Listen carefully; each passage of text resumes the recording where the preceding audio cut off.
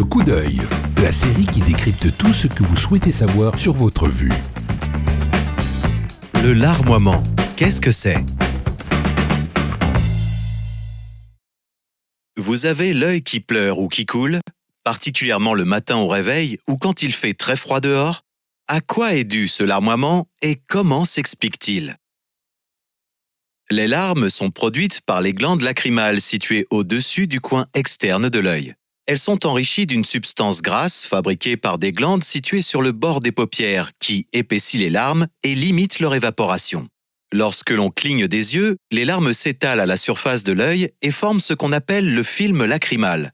Une partie du film lacrymal s'évapore, tandis que les larmes restantes sont évacuées par de petits orifices situés dans les coins internes des paupières. Les larmes protègent et nourrissent les yeux. Elles garantissent donc un confort et une qualité de vision. Mais lorsque le circuit d'évacuation est débordé par une trop grosse quantité de larmes, ou bien quand il se bouche, cela peut causer un larmoiement excessif. Le larmoiement peut survenir à tout âge et peut s'expliquer de différentes manières. Chez le nourrisson, le larmoiement est fréquent et normal. Dans la majorité des cas, il se résout tout seul au cours de la première année, avec le développement des voies lacrymales. Si le larmoiement ne disparaît pas au bout d'un an, il convient alors de consulter un ophtalmologiste. Chez l'adulte, le larmoiement est le plus souvent dû à un excès de production de larmes, dont les causes peuvent être les suivantes.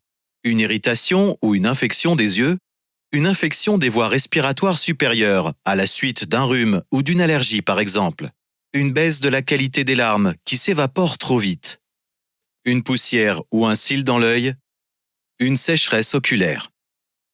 Enfin, chez les personnes âgées, le rétrécissement des orifices d'évacuation et surtout la paupière qui s'affaisse ou se retourne vers l'intérieur peuvent générer rougeurs et larmoiements. Si le larmoiement persiste, s'épaissit ou devient trouble, n'hésitez pas à consulter un ophtalmologiste.